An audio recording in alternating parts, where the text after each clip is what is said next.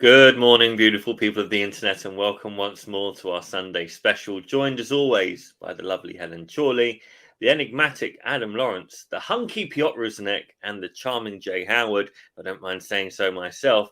And today, instead of just talking about Adam's spectacular Sunday supplement, we will be talking about Property Investor News magazine, why you should be a subscriber, and more importantly, what drives us to be regular columnists of this magazine. So I think the question that really starts off is kind of why? Walk around the room and see who wants to start. I think we start in alphabetical order. That puts Mr. Lawrence first with Adam. Let's go. Well, I can't remember how long it is since since I wrote my first article for Property Investor News, but I remember feeling a big sense of pride in being asked to contribute. That was great. I remember looking at some of the other people that contribute, and I enjoy reading their work very much. I think a lot of it. So being put in the same level as some of those people was a big honor. And I think there's some of the similar reasons why I write the supplement. I tend to get some direction from Richard over what he wants me to write because he knows I've got quite a broad range of interests within property and within the macro economy and all the rest of it. So I get something topical from an experienced editor to write about. Gives me a lot of freedom, doesn't sort of chip and change, and there's not all the back and forth you would get if you were doing it for, a financial broadsheet or whatever. And it gets me to organise my thoughts well, I suppose. And I get to try a few things out. I get the occasional, as I'm sure you guys will go into, I get the occasional comment on LinkedIn or whatever around and about what I've been writing about. And it just creates, not only organises my own thoughts and lets me try a few things out, it creates conversation. And conversation is always positive with the right people because it then can lead to further interactions down the line. So rarely for me, I'm going to be as concise as all of that, I suppose, and move on to Helen. I was thinking it's going to say everything that I want to say, so I'm glad we stopped there. I mean, obviously, like very similar reasons. I love reading you guys, your stuff in there, and a lot of and I like actually a lot of the people that write for the magazine. So that's something very important for me in anything that I do, that it's working with people that I actually like. Hence, I've changed a lot of things this year. Yeah, like for me, a lot of the stuff that I do, not only just with this, but is about like self-expression. So I actually, with the stuff that I do, I try to almost like bring in kind of like the human side of property, or maybe like a different perspective. Obviously, I speak very much with like an investor voice. So I've written things about shareholder agreements, that they should be more like prenups, and kind of looking after people's money and how to chat to investors. But actually I've done some other stuff as well that's more around kind of like mindset or psychology, and I try and bring that stuff into it. So I love it for the expression, but also, like you say, Adam, that it makes people think. And that's what I like to do with a lot of my social media stuff. Like if you can just plant a little seed or make somebody look at something from a slightly different perspective and start that conversation, like that lights me up. So when you get the engagement of, oh, I read that. And sometimes like there's a delay, isn't there? Because sometimes you're like, does anybody read like my stuff? And then a few months later, somebody will comment and like, oh my God, I really liked that. And when you said this bit, that really resonated with me. It's like, oh yes, it's good. So nice. I think for me, we've been writing in the magazine for quite some time. We used to kind of leapfrog. 1 month it would be me, then it would be Piotr, then it would be me, then it would be Piotr. But I think it's almost a year now since we started, maybe a little bit over that, the auction corner, where essentially I do some kind of market update or auction principle or a general rant, and then Piotr will do something practical, like provide a case study and show people a real life example of what actually happens. And that's really interesting because it kind of it shows. Hopefully, it shows people that are reading the magazine the kind of how we both operate within the business and how we both look at things. And I really enjoy that. The rants I find quite cathartic. So it's kind of it's a public way of basically just yelling at a situation or a person. So yeah, it's I'm so proud of it. I have it on LinkedIn as a current role of mine. You know, Oh wow. guest columnist of Property Investor News magazine. So yeah, I don't hide the pride for being part of the magazine. Oh, I'm going to steal that. Yeah, for me, it's when I started in property like in 2011. Like my boss at the time, he would always write articles for Asian Voice. It's like a Gujarati paper, and it's like he'd always write about property, and there would be like so many people coming and like commenting on things, and like it's like I was always inspired how amazing it is to like reach a lot of people without like just expressing the kind of usual day-to-day things, because he was talking about like property and deals and stuff. So and I always remember like the Monday morning deadline that he had, I think 12 o'clock, and like the scramble to get everything going. So like for us it's the same thing. Like number one, it gives us the deadline to do things and express whatever we need to express, because otherwise it's difficult to like plan those things like on our own and get them out. So that's definitely a good thing. Plus yeah, just being in the company of other people who write the articles that's a really kind of a cool network of contributors. My thing. So I wonder if Richard realised he provides structure and he provides accountability as well. So two interesting bonuses. Probably. I got an email this morning saying Piotr's deadline for next month, 3rd of February. Yeah, it's similar, and it is a good thing, I think, in terms of making sure something gets done. Also, it gives me a bit of freedom, I think, to not necessarily have to write about the same sort of things that I write about in the supplement every week. Although obviously I give myself free rein with all of that, and sometimes wander off on some pretty interesting tangents and rabbit holes and all the rest of it. But it's nice to have that suggestion. And also it's interesting to see what Richard thinks I can talk about with any kind of authority or value, which sometimes makes me chuckle. But it's definitely good.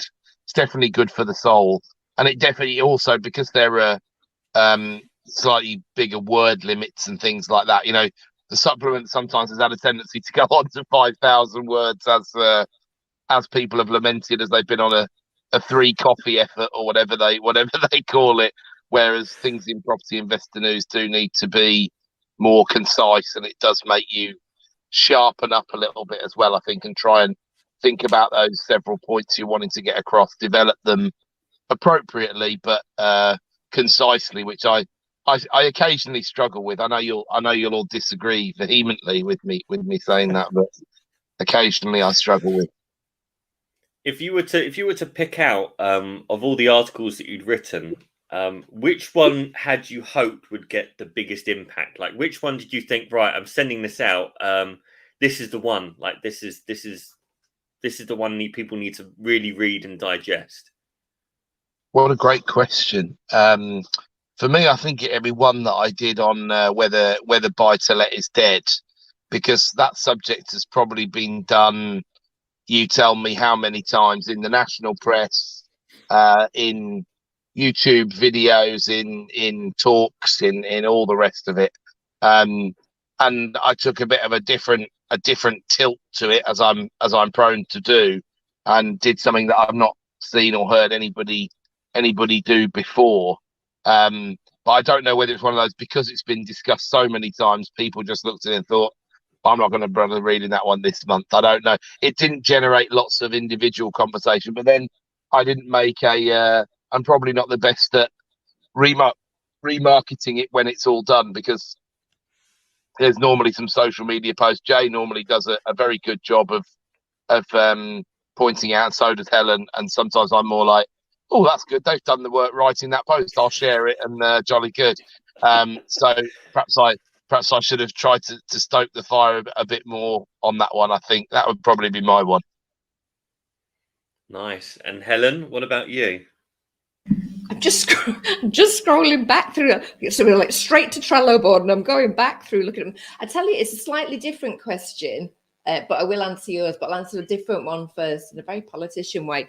The one that I enjoyed writing and like I was most proud of was the Lehman Brothers one, where I talked about kind of that whole experience of losing a lot of, granted, unvested shares, but and still so theoretical money, but still something that we, as we were a couple then, like had earned. And that whole 2008 roller coaster, like at roller coaster, that was the epitome of it. So that's one that that it was really close to my heart. Actually, I did enjoy the dating one as well. Investment pitching tips from the world of dating. It's just so like that.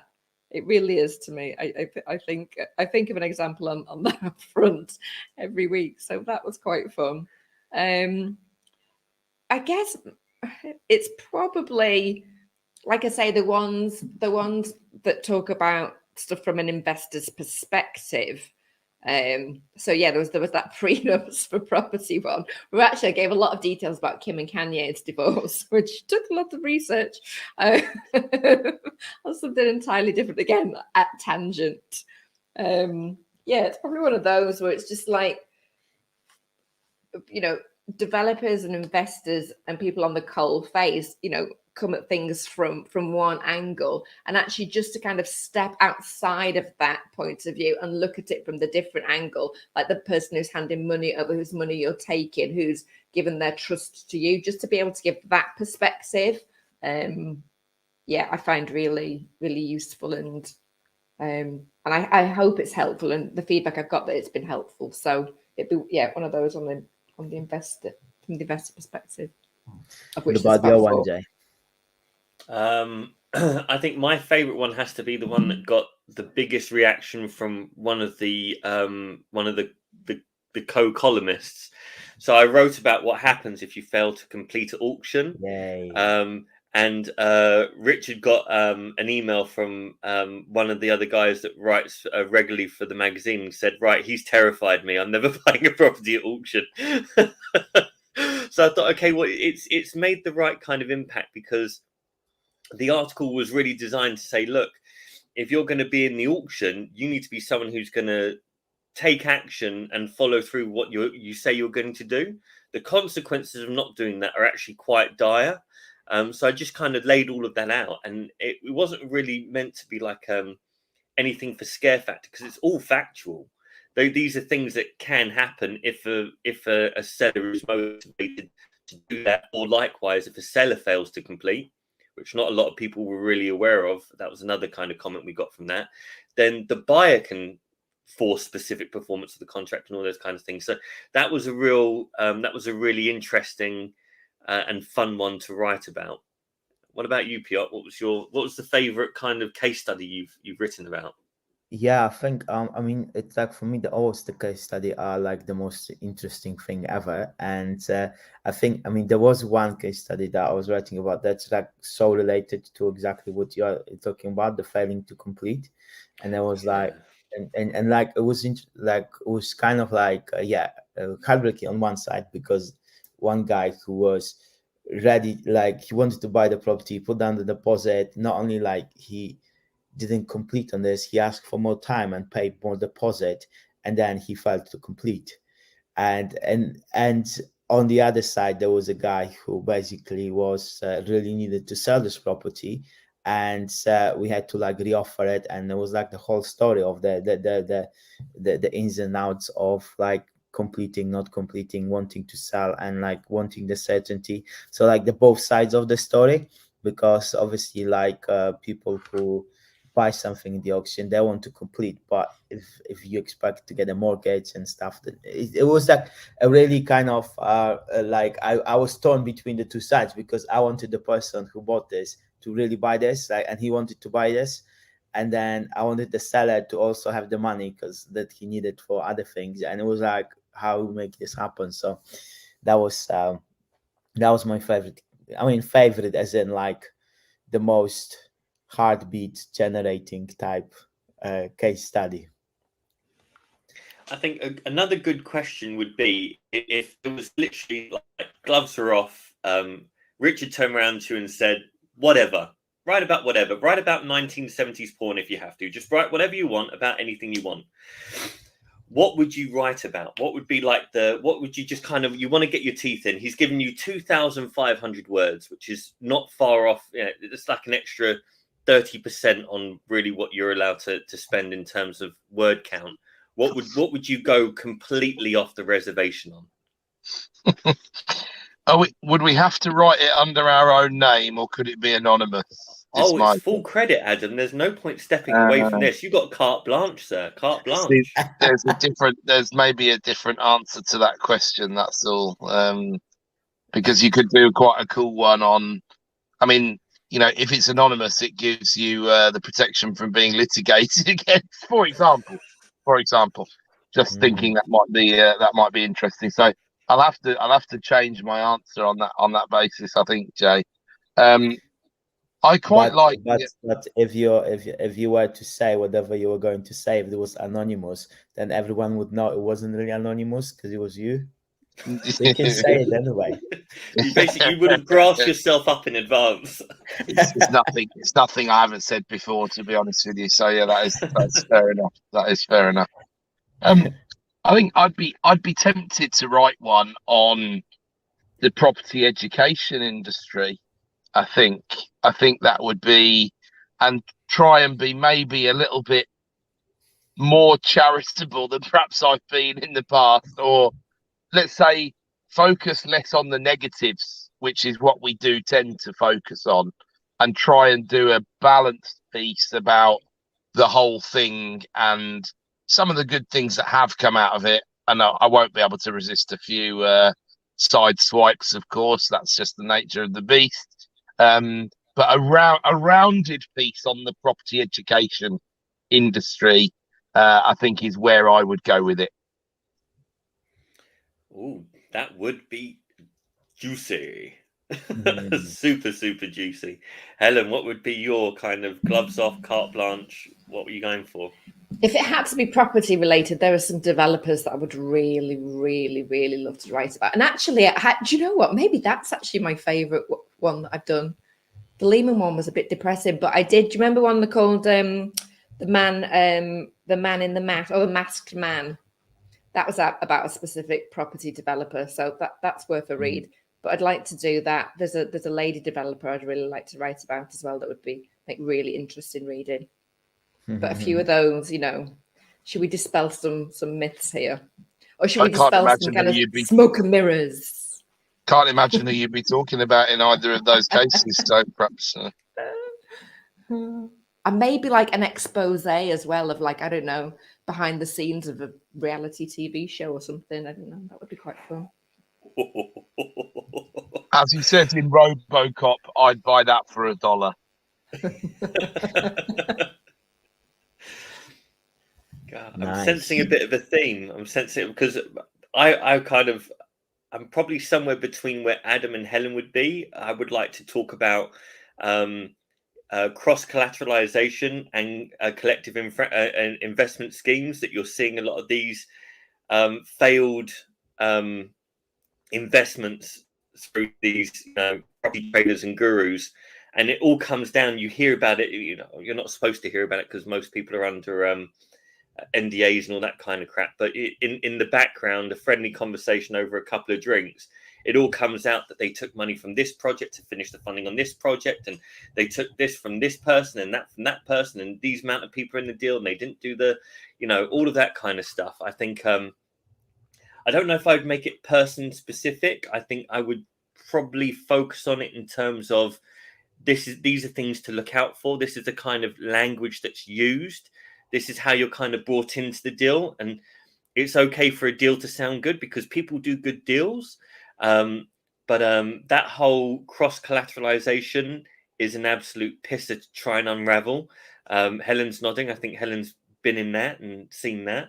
And still also am, still am. And still am, right? That shows you how long these things crack on for. And the collective investment schemes are dodgy, to say the least. And some people aren't even aware that they're in them, which is even scarier.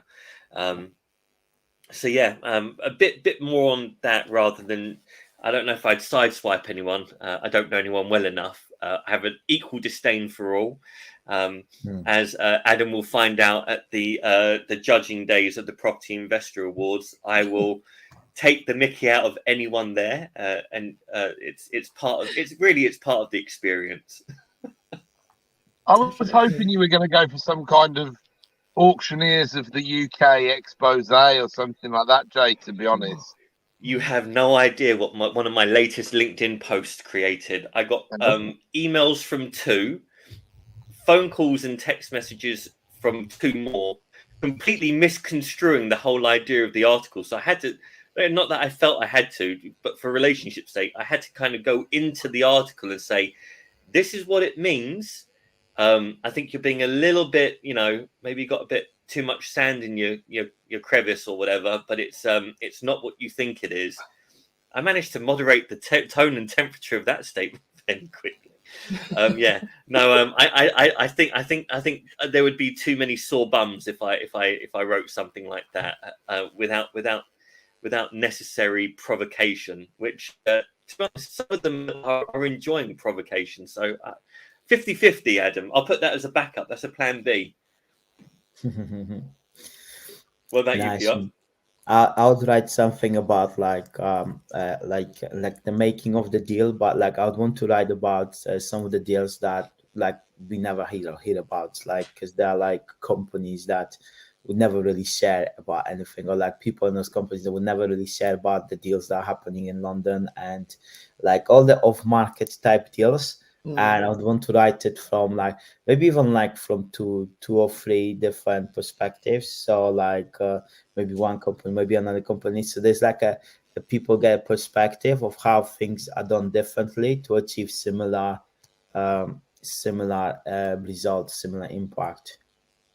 I think that's really smart because the networking scene and like Facebook groups and Instagram world, it's a really big cross section of roughly the same people. It becomes a bit of an echo chamber, and you forget that that's probably like 3% of the property industry, right, or something stupid.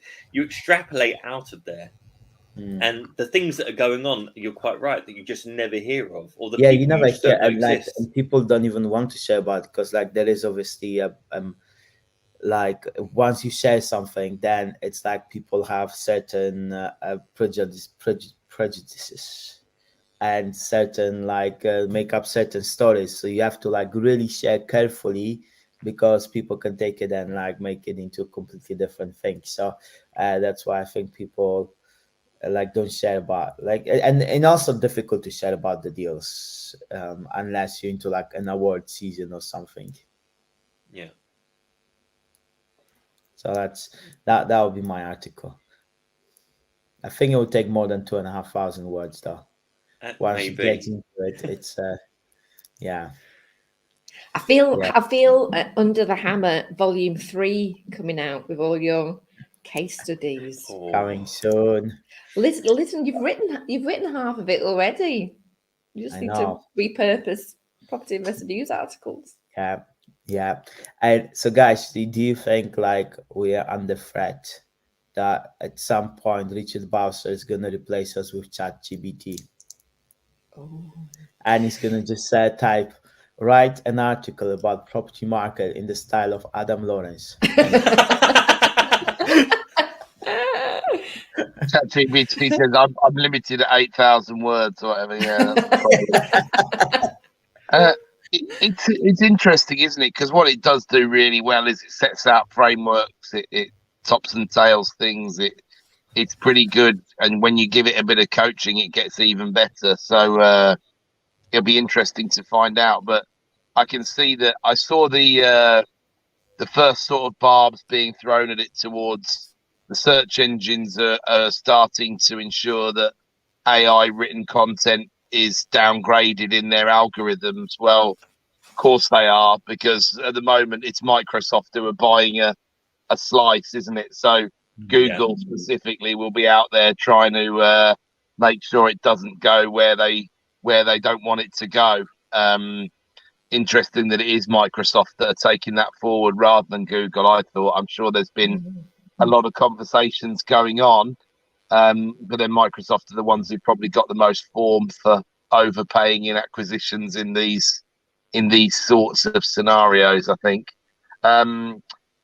Will they really be able to tell it's been written by AI? I'm not sure. Hopefully they won't do the same as they did to Skype, basically. Well, yeah, that was one that I was thinking of. Yeah, it will be interesting to see where that all goes. It's one of those things. It's a flash in the pan of utter brilliance, and then you realise what it can't do. I think I shared something not long ago about it being asked a riddle. You know, Mike's mum has 4 kids. 3 of the kids are called Piotr, Jay, and Helen. Let's say, what's the name of the 4th kid? Now the answer's Mike, right? There's 2 versions of that riddle. The one is Mike because it said Mike's mum. The other one is what is the name of the 4th kid without a question mark, and then the answer is supposed to be what, but then you don't say Mike's mum, you say a mother has 4 children, sort of thing. And ChatGPT is very firmly saying, I haven't got enough information to answer this question. And then the reply says, but the answer is in the question. And then ChatGPT has a big argument with itself about that. So we can still offer a bit of nuance. Have you ever seen ChatGPT out at a bar collating some of these great stories about auctioneers or property developers / sociopaths or whoever else? No, you haven't, and you won't. So the case studies, the war stories, as soon as I heard, it doesn't really do forecasts and it doesn't do data back from behind a year ago, I was like, not sure I'm under threat here, really, to be honest with you. You got your niche. Yeah, exactly. So you can't forecast it doesn't do a lot for investment if it doesn't forecast. That's all I'd say. Good for economic history, not so good for forecasting. So I don't know if Richard's made any public statements about ChatGPT yet, and how good it might be at keeping to deadlines versus any of us lot. Maybe I don't know. I think Richard has got a. If you look at the regular columnists, he does like people with a bit of flair and a bit of personality, and people who are happy to go a little bit off script to make a valid point. And I don't know how much of that you can factor into ones and zeros. So that would be interesting. That would be very interesting. There was an article my wife tagged me in yesterday on Facebook.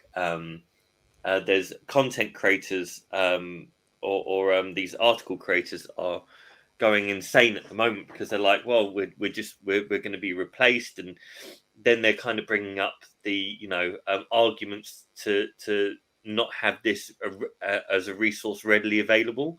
So they're saying people can answer exam questions or write in entire questions within essays and things like that, and who would know? Because how is it exactly plagiarized? You'd have to ask the exact question under the exact term, and then if you ask the same question twice, does it give you the exact same answer twice? Well, if I might be afforded to go on one of my famous tangents here, this reminds me a little bit of not necessarily AI, but certainly computer coded stuff that I've been involved in the past. Where, for example, I once had use of a white label robot that played blackjack on the internet for me. There were a number of advantages that I was taking advantage of by having a robot play for me. I actually had a little boiler room style setup. So instead of using virtual machines, which is probably what I should have been doing, this was quite a few years ago though, although I'm sure I could have done it, I was using physical laptops with their own internet connections. And the bot was coded such that it would make mistakes one every X number of hands, so it didn't play completely perfectly. So that if you analysed the play, you wouldn't know it was perfect. Although, if you've seen any of the chess cheating thing with Magnus Carlsen and the American kid, the American kid plays 92% of the moves absolutely perfectly, which is so much higher than anybody else historically. That in itself is inherently suspicious. But the bot would make mistakes every so often, in a randomized fashion. The bot would go to the toilet once every randomized number of hours or minutes, which you could set. There were lots of ways in which it tried to look more human, but relating that back to ChatGPT, the problem is when I put a supplement up on the Partners in Property blog, it gives me all this feedback about how well it's written or not. Usually how well it's not written, and says like readability needs improvement, my sentence structure needs to be shorter, blah blah blah. And I just think, well, sod you. Quite frankly, it is what it is. But if you might be aware of Turnitin. Certainly, students will be aware of it. It's the biggest program around trying to work out what's plagiarized and what's not that's out there at all the schools and universities. And Turnitin are going to have, I'm sure, a big job on their hands. But what they might find is if the sentence structure looks a bit too good and the number of words is too orderly, and there'll be ways to sniff out ChatGPT. Then there'll be ways in which ChatGPT or its competitors then use subterfuge like the blackjack bot did in order to avoid detection. And like everything in life, there'll be this continual game of cat and mouse that will go on that'll be quite interesting. But I think, there's certainly, I think it can be good for laying structures out of things. And I think the smart people might use it to do a first draft of something and then put their own words into it. And that would be very difficult to detect. And like always, the stupid and lazy kids will just think they can type it into ChatGPT at the last minute and get away with it, which I don't think they will. And everybody has a certain, although a lot of marking, certainly at master's level and above, is generally blind, even in term time assignments or whatever, people have certain styles. If the four of us did write that anonymous piece that I was alluding to, you would probably be able to tell quite quickly, if you'd read and or listened to a fair bit of our content, which one of us had written what. I'm sure we could have a pretty good go at that with a degree of accuracy. So if any of us suddenly start sounding like a robot, then people are going to be suspicious, and it won't be as engaged as you said, Jay. Richard likes people who've got a bit of flair. I agree with that, and I think you need a bit of flair to get people reading, watching videos, etc. Because if it's the same as everything else, then it'll just become very stilted. So I think it's one of those typical flashes in the pan where it looks utterly amazing, but in reality, if you think you can build a website around ChatGPT knocking out content for you, I'm pretty sure you're going to be deranked and you're not going to get that much in terms of traffic. There'll be uses that make a lot of sense, but not to the tune where we become redundant quite yet. Who wants to take up of the four of us? Who wants to play Adam's game? Who wants to see if we can write a small 500-word short story or article? We'll post all four out, and then the first person who can attach the right author to the right article gets a prize of some description. Who wants to be part of that? That sounds like a great idea. Just a fun little thing. Let's see if people can actually distinguish. I tell you what, we'll put 5 in there. We'll write one from each of us, and we'll get one written by Chat GPT, and lovely. we'll see who can pick out who is who and who is Chat GTP. So we'll all write about the same subject, so there's no tells in the subject matter. Yeah, I like it. Same subject, 500 words, so a super short, super concise little thing, and we'll see who listens in and who pays attention to what we do, who can pick out who's who. Jay, that's the problem. You think that 500 words is super short and concise. I made that statement for 3 out of the 4 of us. So you're in the minority on this one, sir, I'm afraid. Everyone will recognize you because it'll be 100 words. Yeah. I'd say we'd have to break 4 of Adam's fingers to get him below 1,000 words. Oh, that's a good one, though. Well, I tell you what, why don't whoever's listening now, we'll run a little thing. Just put in the comments section, put in a couple of subjects, and we will pick a subject, and the 4 of us plus Chat GTP will write an article, and then whoever wins it, I don't know, we'll come up with something fun. We'll do something interesting. I don't know what yet, but it'll be super fun.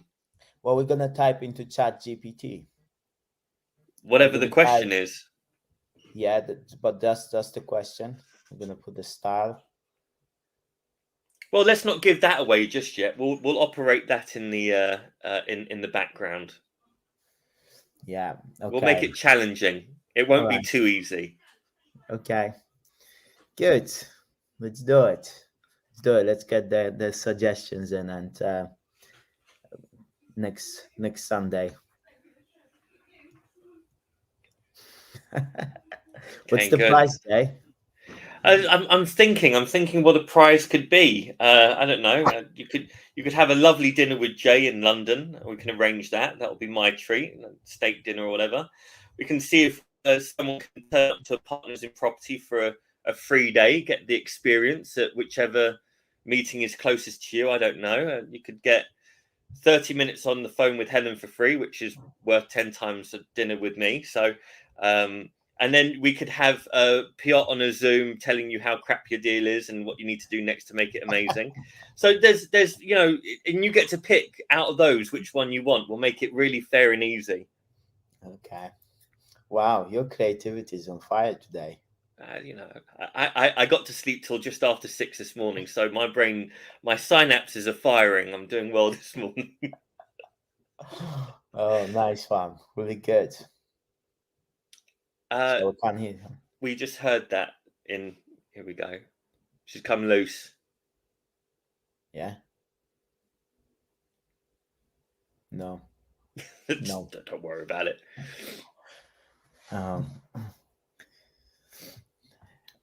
Brilliant. So yeah, I don't think we'll be under threat from ChatGPT anytime soon, hopefully.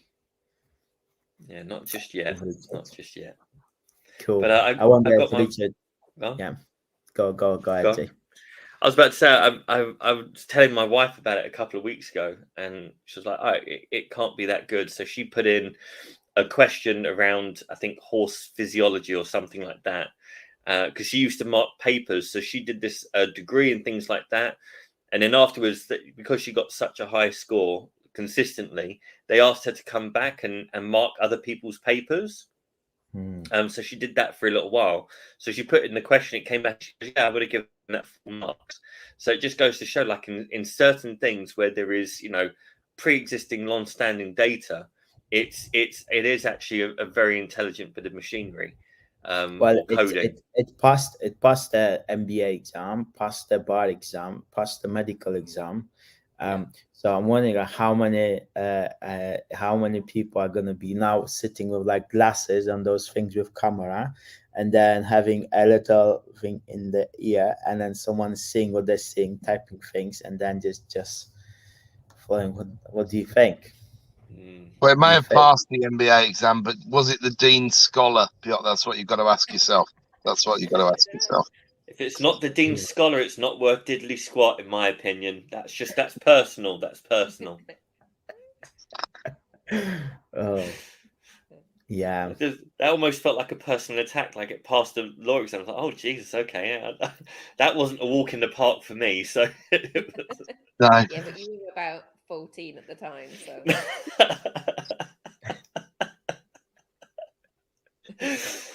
Oh dear. No, what I was trying to say before my mic so rudely muted me, was I wonder if we'll be able to tell whose little snippet each is and which the chat GPT is. That would be interesting. I tell you what Maybe would we make don't it. disclose that. I tell you what would make it super fun is if we got Richard Bowser in on this.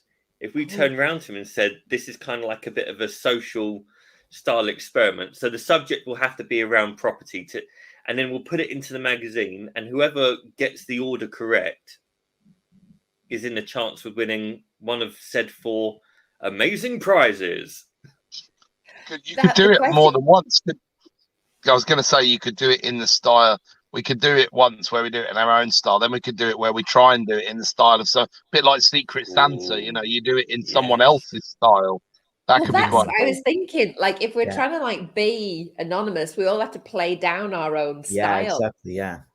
And then, is it an insult or a compliment if somebody thinks that your bit of text is the Chat GPT one? Like, I'd be a little bit insulted.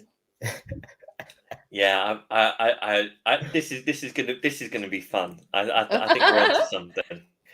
I think this is good fun. I think the winner of this between all of us gets a free therapy session with